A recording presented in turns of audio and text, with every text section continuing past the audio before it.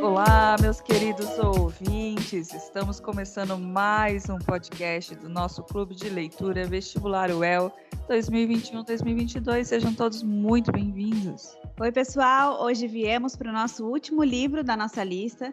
Nós chegamos à nossa 10ª obra literária exigida pelo vestibular da UEL e a gente sobreviveu, né, Paty? Nossa, morremos, mas passamos bem. Ou não passamos bem.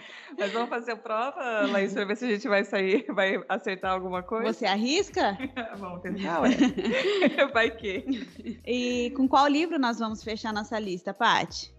Nós vamos fechar com Histórias que os Jornais Não Contam, do Moacir Sclia. Foi suave, foi uma boa para fechar isso daí, não foi não? Foi tranquilo. E para contar sobre essa leitura, nós temos uma convidada especial, que é a Camila Nakamura Vieira. Bem-vinda, Camila. Obrigada por participar. Camila. Muito obrigada. Oi, gente. Obrigada pelo convite. A Camila é mestranda em estudos literários na UEL. Ela estuda poesia e vai nos ajudar a ter uma visão mais aprofundada dessa obra hoje. Então, estamos preparados? Vamos começar? Estamos preparados. Aqui é Patrícia Maria Alves. E eu sou Laís Taine. Esse é o nosso 10º podcast do Clube de Leituras do Vestibular da UEL. Eu queria fazer aqui só um pequeno agradecimento, porque o Bruno era meu estagiário aqui no jornal Folha de Londrina. Ele fez e acompanhou a gente nos 9 clubes de leituras anteriores e ficou chateado porque o 10º não foi a ele tempo. Não ia conseguir terminar junto com a gente. Ele falou assim: morri na praia. Bruno, muito obrigado, um grande beijo. Obrigada, Bruno. Você foi demais. É dedicado a você, Bruno, um beijo. E antes de começar, Camila, eu queria dizer que este livro foi fácil de ler, foi fácil mesmo de ler, foi bem tranquilo. Eu gostei muito da forma como ele escreve. Não porque eu sou partidária, porque crônica é o meu gênero literário favorito. Eu gosto muito dos outros também. Os outros não podem ficar chateados com isso, mas a crônica... O jeito que ele escreve, de ser baseado em notícias de jornais, foi hilário, assim. Eu ri bastante com as notícias, que são bizarras. As próprias notícias já são engraçadas. E o jeito que ele escreveu foi incrível. Eu adorei. E crônica é um gênero mais fácil de ler? Agora eu queria passar essa palavra para Camila, para ela responder para nós. É difícil essa pergunta, né? Na verdade, é uma coisa que eu fiquei pensando até sobre se isso poderia caber ao interesse do vestibular. Mas eu acho que não, assim, porque, pelo menos a UEL, né, a gente sempre tenta se atentar ao enredo, mas não ser esse o foco principal, e sim os temas maiores que são construídos pelo enredo, né? Então, aquilo que o autor procurou dialogar ou criticar nessas crônicas. Assim, eu acho que talvez o que possa cair, por exemplo, seja uma comparação entre as temáticas com o restante dos livros da lista também, que é uma coisa que pode acontecer, talvez alguma comparação com o Eles Não Usam Black Tie, do Gianfrancesco Guarnieri, pela maneira de abordar os assuntos políticos, a condição humana, que é também abordada pelos Sclia, mais no formato da crônica, né? E aí, então, carregando algumas características essenciais desse gênero, que, como você bem disse, já veio me perguntando um negócio polêmico, né? Que é a crônica, porque essa é uma coisa que ela causa uma polêmica por si só, né? Tem uma grande discussão em torno da diferença entre crônica e conto, por exemplo, já entre os nomes da teoria literária mesmo. Então, eu acho que não vai ser abordada uma coisa assim tão conflituosa. Tem uma crônica que foi publicada no estado de São Paulo, onde o Inácio Loyola de Brandão conta que uma vez, né, nos anos 80, ele mandou uma crônica para uma edição de crônicas que era de amor, que estavam sendo organizadas na época pelo Credicar, que o diretor de marketing do Credicar que estava organizando, né, recusou o texto, falando: olha, o seu texto é bom, mas isso aqui que você mandou não é uma crônica. Porque crônica, segundo esse diretor, não tem diálogo, e a do Loyola tinha. Tudo isso eu fiquei sabendo porque eu li numa crônica do Loyola contando a situação.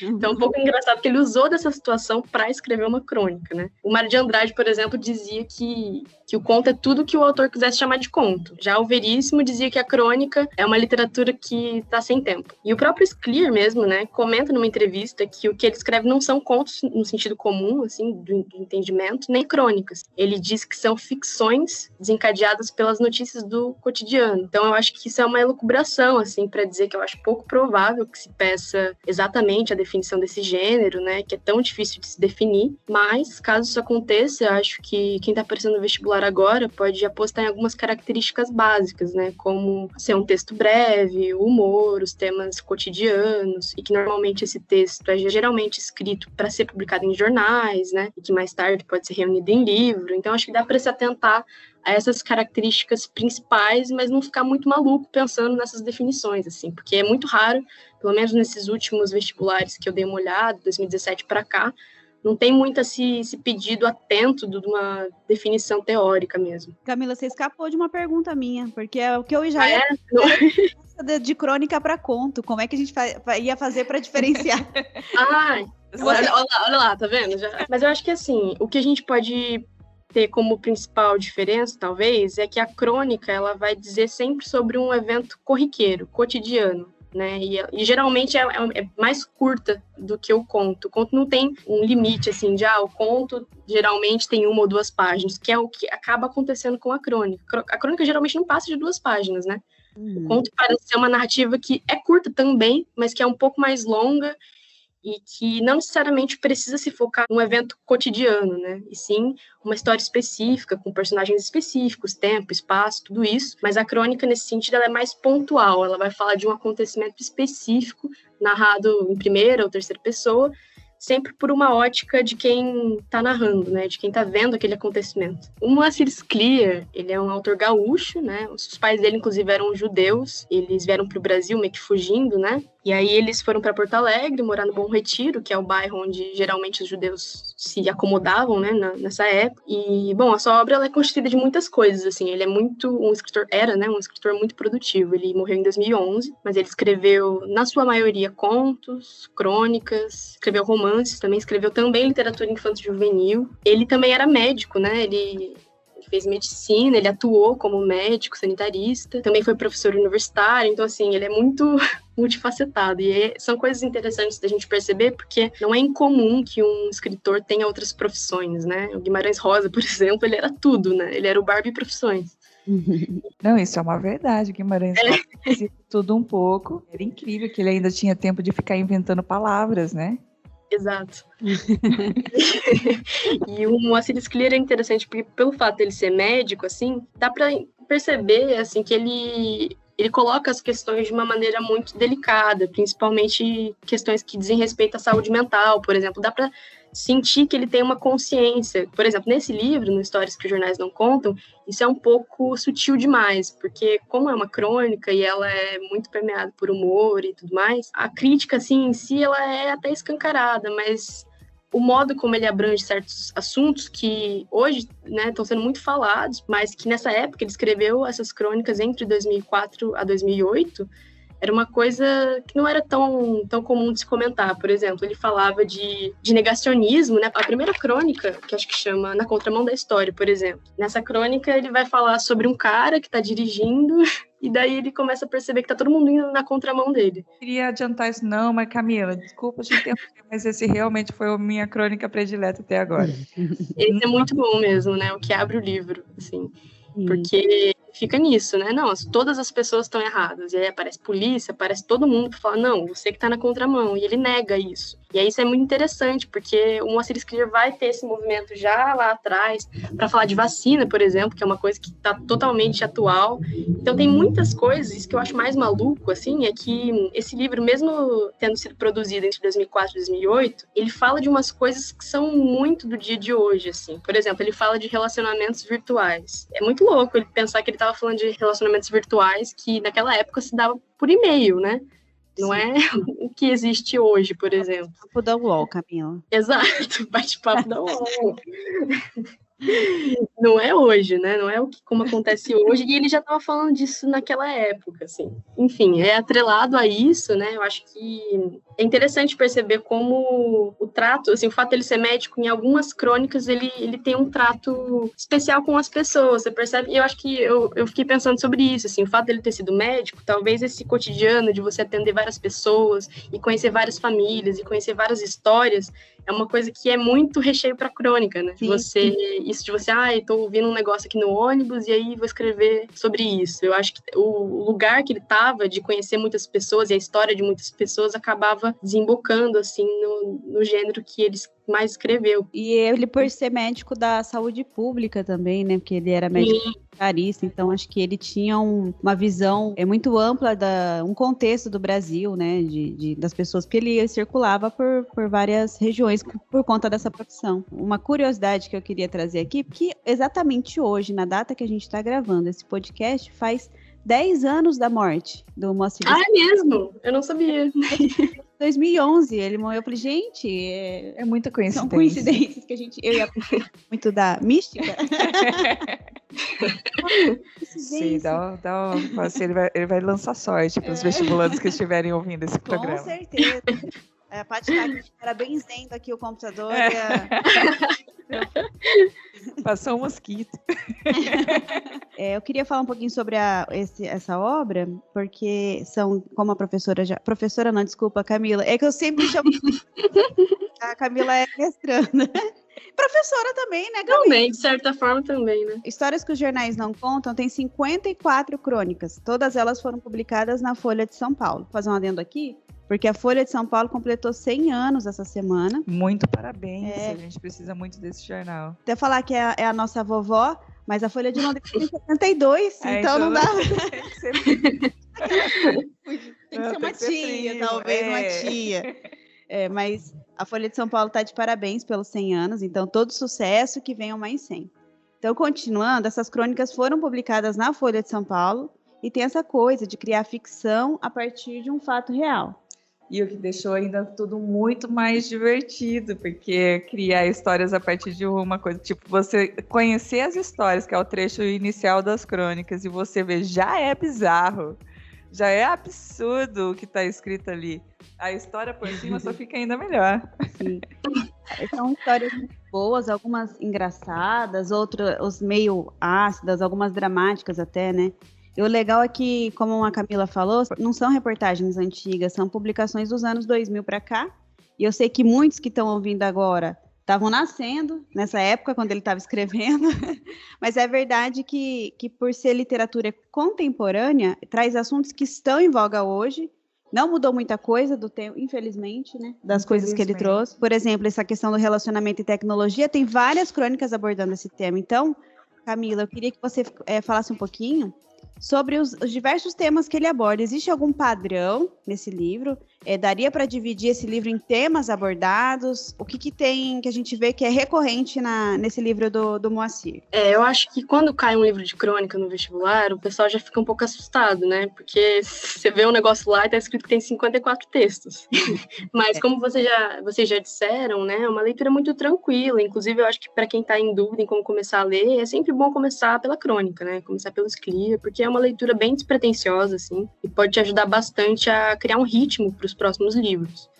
Mas em relação aos temas, óbvio, né? Não acho que ele tenha escrito pensando em conglomerar essas crônicas em temas, tipo, eu vou escrever 5 crônicas sobre isso. Não acho. Mas acaba tendo algumas crônicas que são semelhantes, assim, de universos semelhantes. E a maioria delas, assim, dá para você reunir mesmo em temas maiores, né? Então, um desses temas é uma crítica social à política mesmo, que é uma coisa que aparece em várias crônicas, como, por exemplo, a Cueca Cofre, que é muito boa. Eu acho que o mais incrível da Cueca Cofre é que, assim, vai ter uma notícia sobre um político colocando dinheiro na cueca, mas o mais interessante é que na crônica ele usa essa situação para falar sobre um personagem que é o Severino, que já tem um nome completamente significativo, né? E o Severino, ele vai usar essa notícia do dinheiro na cueca como uma oportunidade para criar talvez uma vida melhor, assim, para empreender. Então, o que ele faz? Ele pega e fala, não, eu vou criar uma cueca específica para isso, com um compartimento. Então, ele usa disso para realmente fazer um negócio e lucrar em cima disso. Eu acho que isso diz muito sobre o brasileiro, assim, né? Sobre o fato de acho que a gente está numa situação política de bosta, e daí o que acontece, né? A gente oportuniza isso, a gente cria memes. Então, acho que isso é uma coisa muito, muito atual. A cueca cofre dele, ele vai longe. Ele quer que o dinheiro renda ali na cueca. Então, ele já pensa... Não, uma poupança, literal. Eu também que eu gostei bastante foi A Vingança do Homem Invisível. Aquela eu achei de um... Eu cheguei até a arrepiar. Eu achei de um apelido semiótico tão impressionante. Esse daí da Vingança do Homem Invisível é um negócio louco, porque ele fala de umas coisas que você pensa que... Bom, ele nem tá criticando nada, é um negócio que parece muito sutil só, uma história específica, mas aí você vai ver, ele tá falando. Primeiro, o plot de tudo, né, o fato de que os cientistas inventaram uma roupa para deixar o homem invisível. E aí já começa por aí, porque a roupa ela era muito pequena, porque os investimentos na ciência não eram grandes. Já começa por aí.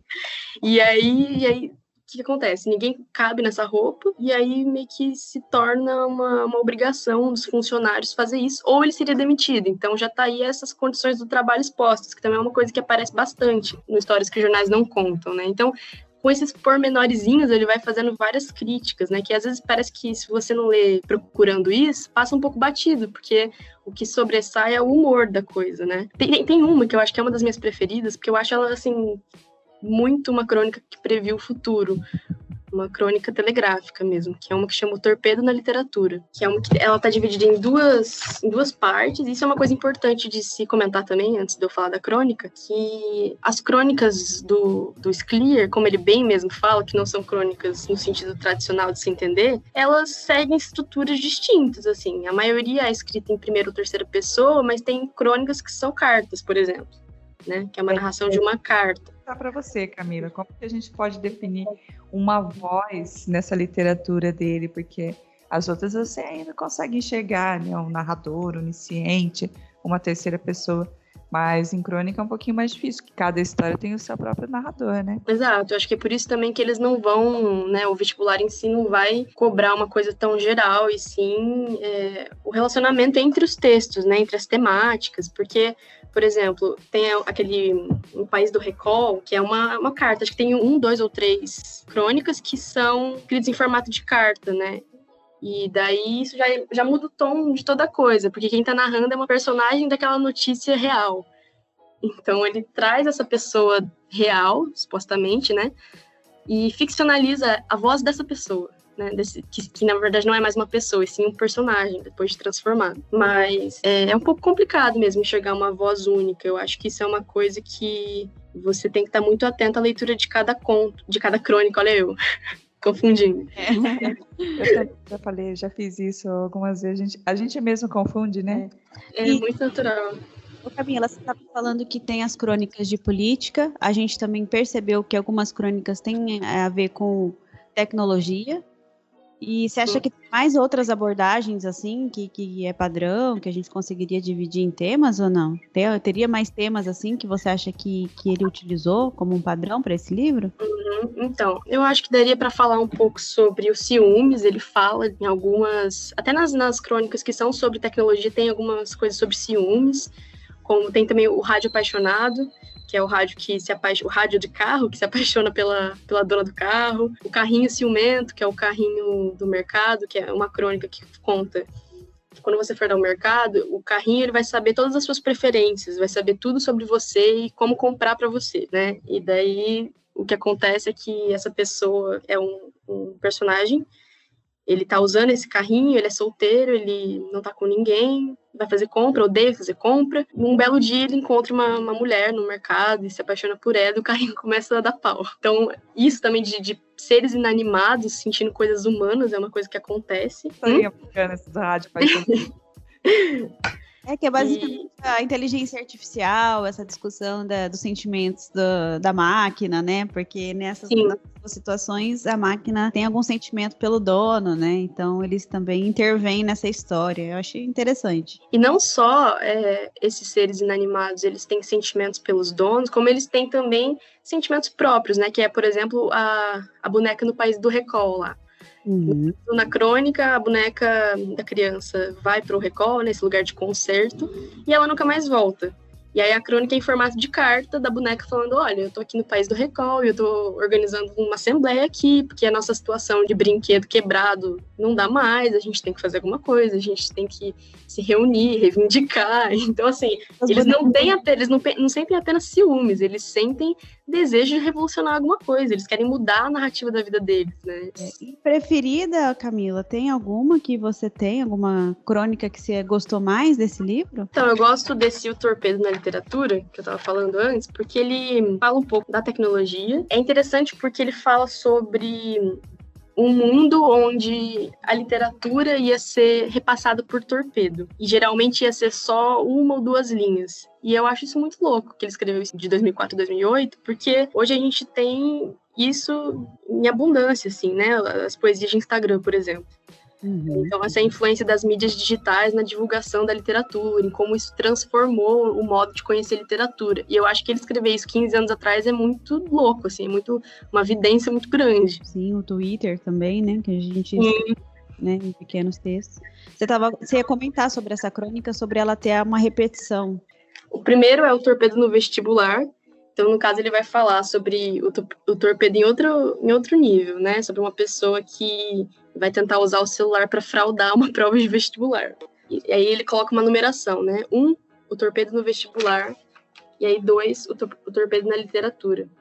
Então, basicamente, ele está falando sobre o uso, né, da tecnologia em si para um tipo de propagação de informação, de certa forma, né? A primeira, dessa maneira que é ilegal e tal, e a segunda, dessa forma de divulgação de arte, de literatura e de uma transformação de como se vê isso, né? Eu estava aqui pensando, enquanto a Camila estava falando, que eu já falei que a minha preferida era da Contramão, né? Eu agora esqueci o título inteiro, mas pra mim foi uma história incrível. Eu até brinquei com a Laís na semana, porque eu falei assim, eu vou falar que a primeira crônica é minha crônica predileta, as pessoas vão achar que eu nem li o livro, né? Mas realmente, eu achei demais. Porque você pensar que a gente vive num momento em que realmente as pessoas elas querem estar mais certas do que enxergar a possibilidade de não sofrer danos, no caso, é muito nítida nessa história, né? E eu gosto muito dessa temática, assim. O jeito que ele anda tranquilo pela Anhanguera, 1 quilômetro inteiro, e você pensar que isso é uma história real, sabe? Como assim, só entrou na cabeça desse cara e falou assim, o que ele estava pensando nessa hora?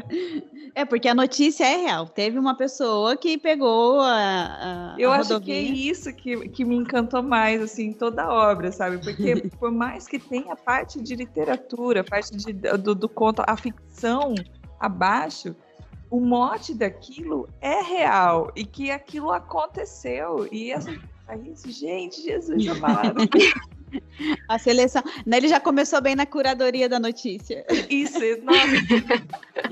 A seleção já foi em parte a escrita, né? O que é muito louco, porque na verdade essas notícias elas nem parecem reais, né? Não. Elas já parecem ficcionalizadas, porque é umas coisas muito loucas. Parece coisa de sensacionalista. Mas aí teve algumas outras também que eu achei muito legal. A Vingança do Homem Invisível, como eu citei. Porque a reviravolta do empregado, que já era invisível, né? E que consegue ir embora com aquela roupa caríssima e agora ele vai fazer outra vida. É uma alforria. Sim. Achei isso genial. E aí tem algumas outras assim que eu gostei bastante também, mas agora eu vou passar a bola para a Laís, porque a Laís também tem a sua predileta, que eu sei. Eu tenho prediletas, assim como você, Paty. E eu ia citar aqui, a que eu mais gostei foi a Espaço Vital, que é minha xará, lá do nosso clube de leitura. A Laís também gostou muito do Espaço Vital, porque quando eu li, eu achei tão bonitinho, foi assim, surpreendeu. Espaço Vital, vou até pegar aqui para vocês. A notícia que ele utilizou para escrever era etiqueta no avião, quem tem direito ao braço da poltrona. É um senhor, uma senhora ali, meio que disputando o braço da poltrona do avião. Ela segura lá o braço da poltrona, ela pega o lugar dela, e ele fica meio com artimanhas para ver como que ele faria para também colocar o braço, né, no braço da poltrona. E no final dessa crônica, você descobre que é um casal, eles se conhecem, né? Eles estavam completando lá 35 anos de casamento, e eu achei muito bonitinho, essa crônica. Mas, para não ficar igual a da Laís, que a Laís já tinha mencionado lá no Telegram, eu gostei também do Miau, que eu achei pesadíssima do Miau, porque é a história de uma feirante que, inclusive, vou ter que trazer uma percepção pessoal aqui. Eu sou jornalista aqui da Folha de Londrina, a Paty também, então a gente, vira e mexe, a gente cobre matérias, algumas assim até parecidas com essa que ele citou. E essa história do Miau, aqui no Bosque, a Folha de Londrina fica do ladinho do Bosque. Também tem umas pessoas que alimentam os gatos no Bosque, aqui todos os dias às 6 horas da tarde. E a notícia do Miau é exatamente essa, de uma mulher, uma feirante, que tem 56 anos, e todos os dias ela vai lá num parque, lá de São Paulo, levar ração para esses gatos. E ela tem um gasto lá, ela tem R$800 por mês com ração para esses gatos.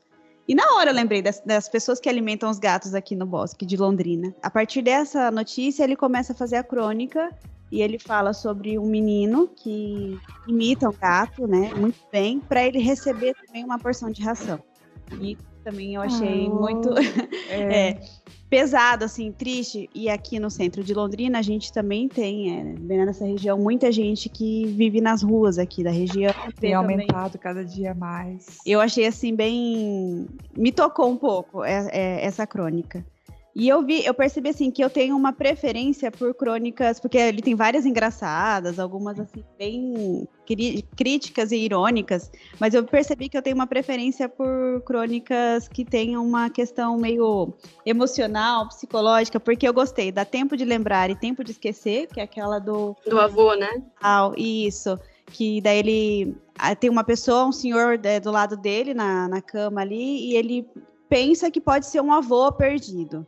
E essa crônica é muito bonita. E a outra que eu gostei foi A Roda dos Expostos, que é o rapaz também que foi doado lá, né, para um convento, que ele foi adotado. E daí ele tem uma questão também com essa roda, que todo o aniversário dele, ele quer fazer essa passagem que ele fez quando ele era bebê.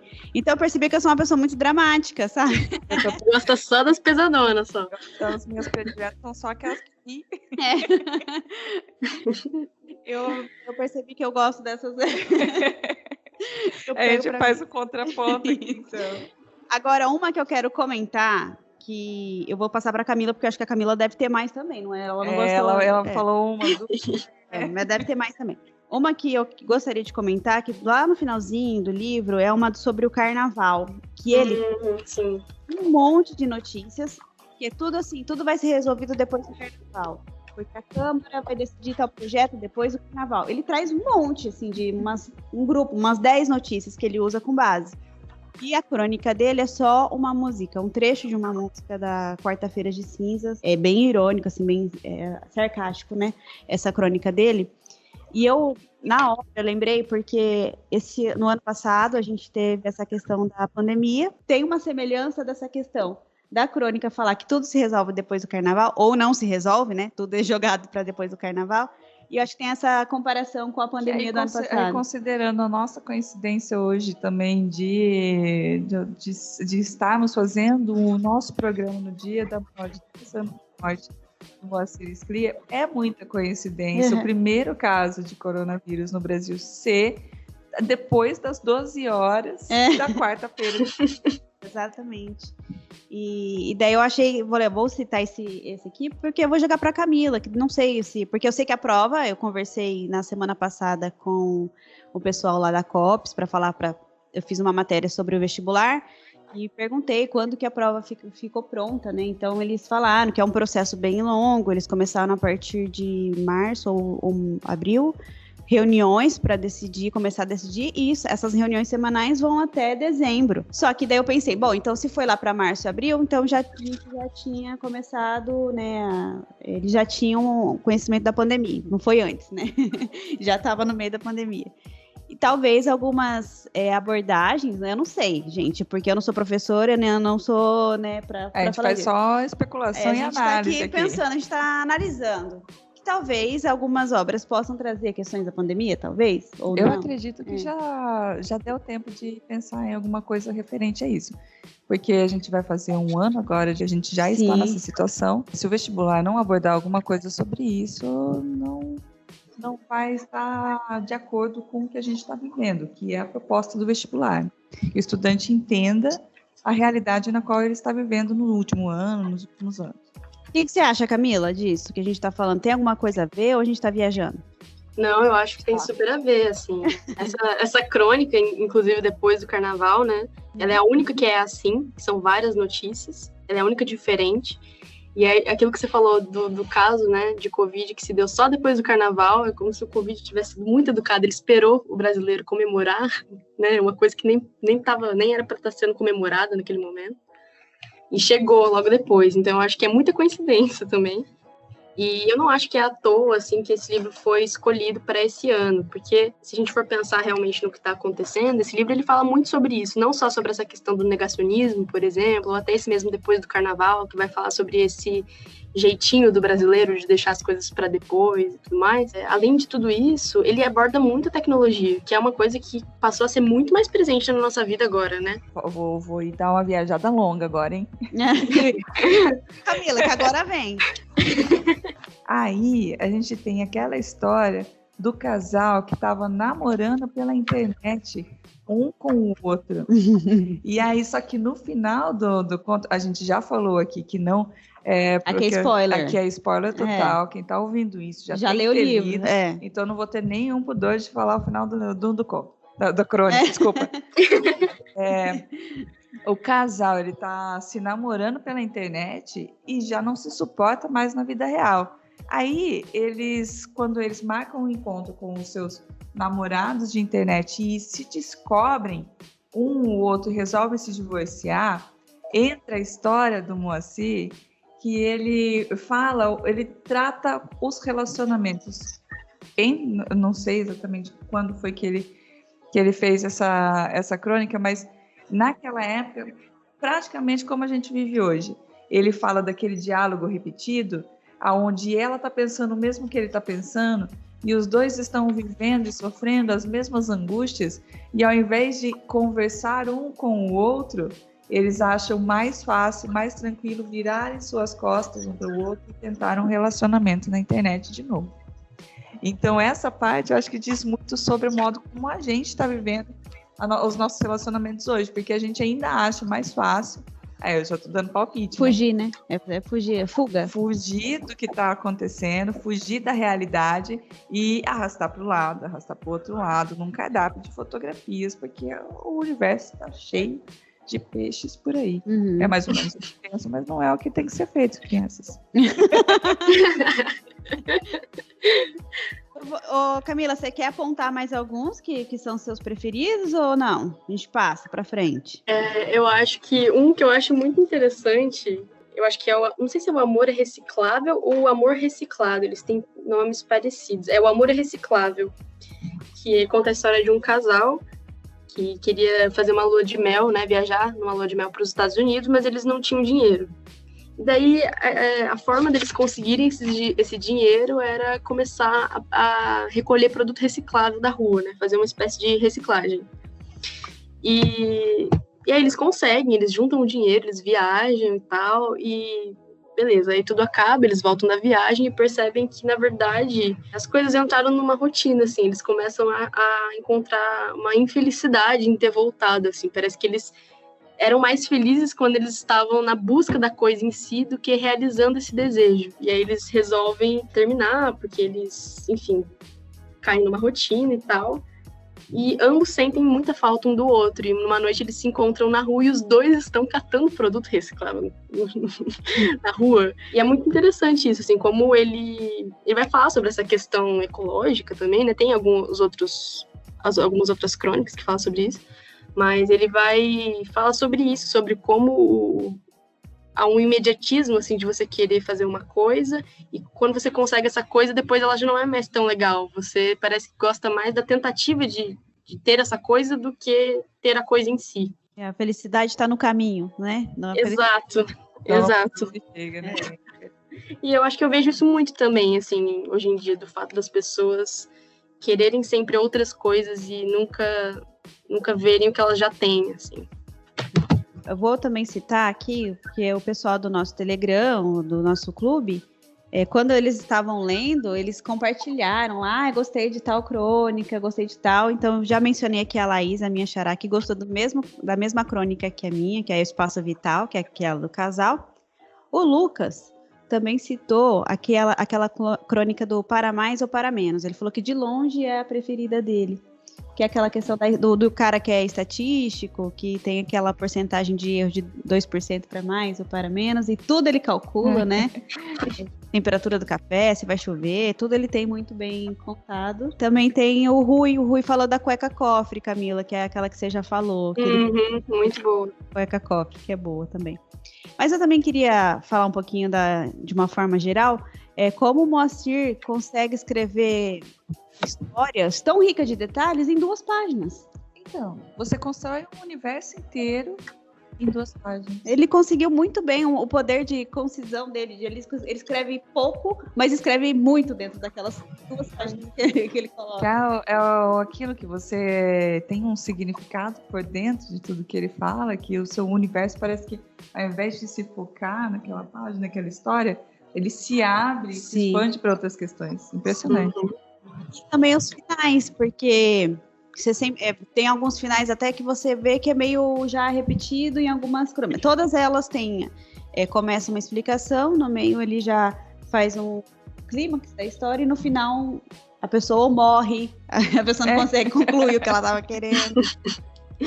Só termina o casamento que eles estavam planejando, sei lá, uma lua de mel. Sempre é um negócio assim... Acontece uma coisa muito forte no final, né? A gente percebe. Tem esse padrão também, Camila, nas crônicas dele, a gente vê essa forma de contar, existe um padrão?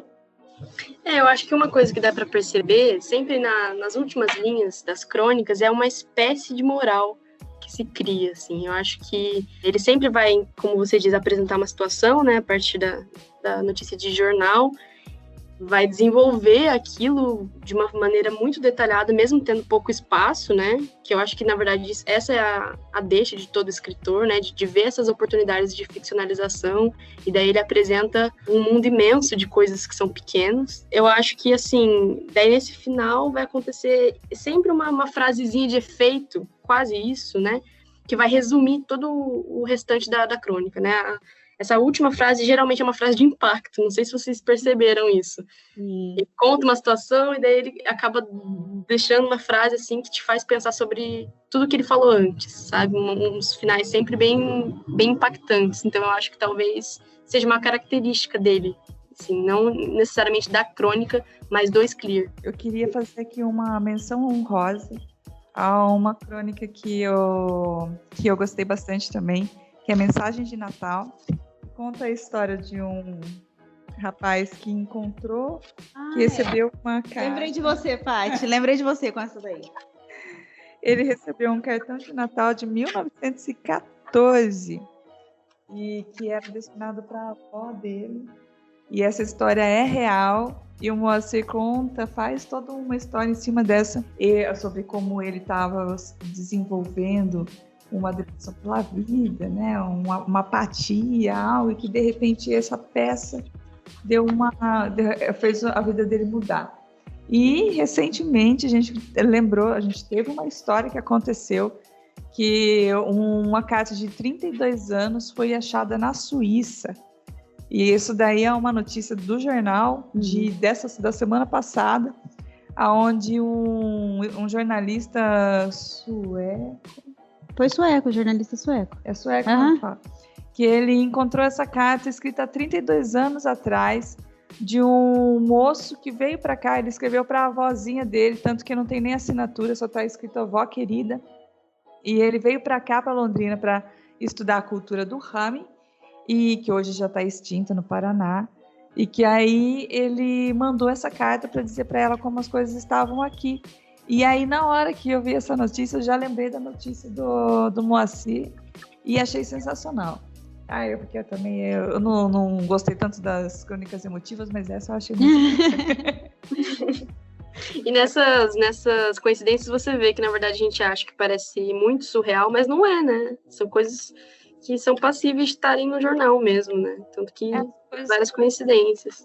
talvez seja por isso que eu tenho ficado tão encantada com esse livro, porque como é a nossa realidade, né, Laís? A gente acompanha isso todo dia, a gente vê essas histórias, a gente conta essas histórias, pra gente é um pouquinho mais vivo, ver as crianças. Acho que para jornalistas, né, é bem interessante isso.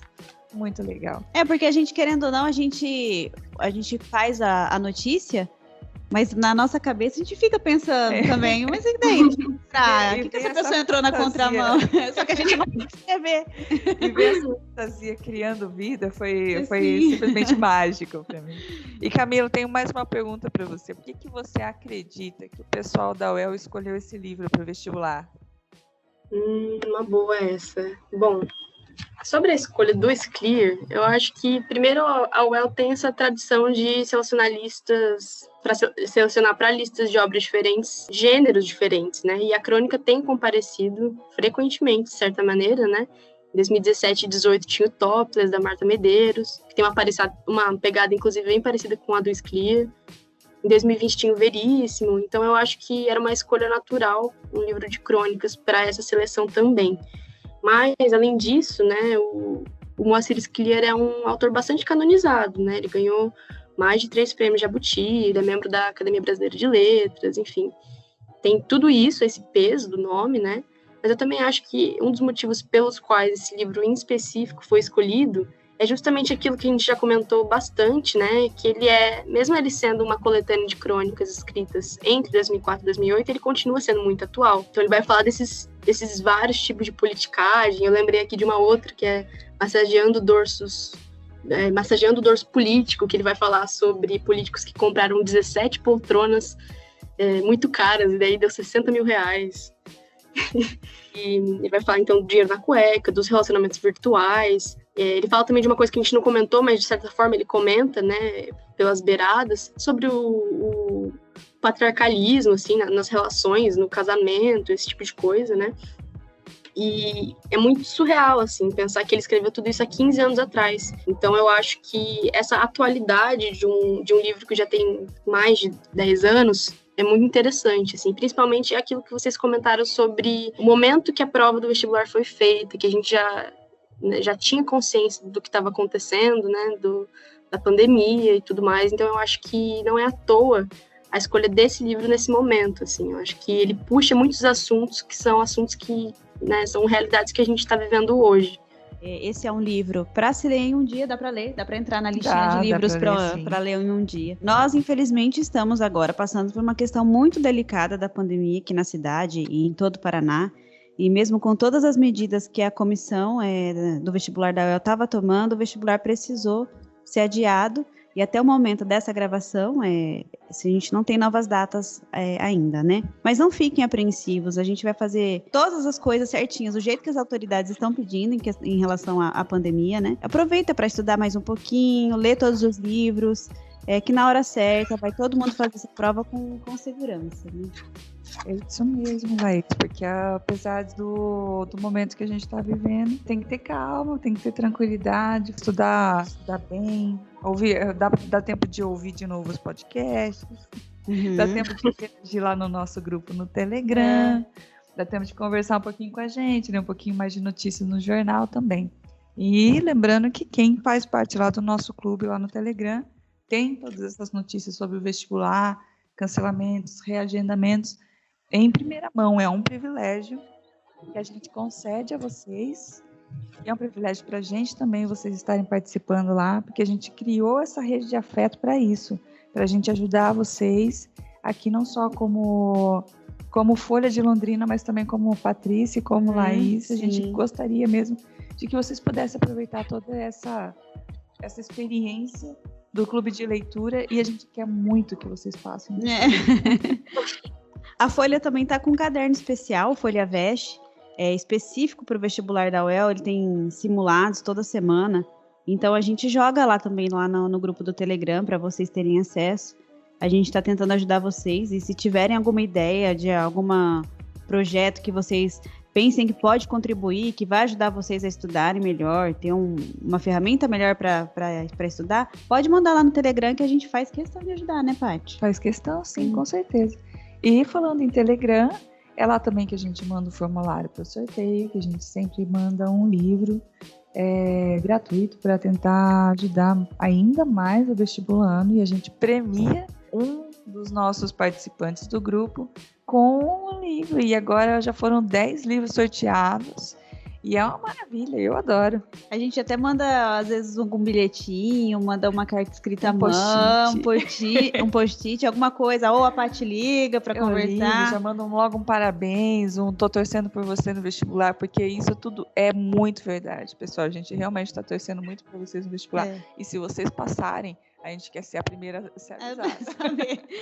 E a gente... É um mimo, né, Paty? É tudo um mimo, né? Então, vamos revelar, Paty, o ganhador desse livro. Vamos. E também a gente está sorteando o Casa de Pensão, que foi o podcast passado. Casa de Pensão e histórias que os jornais não contam. Toca aí uns tambores, Yuri.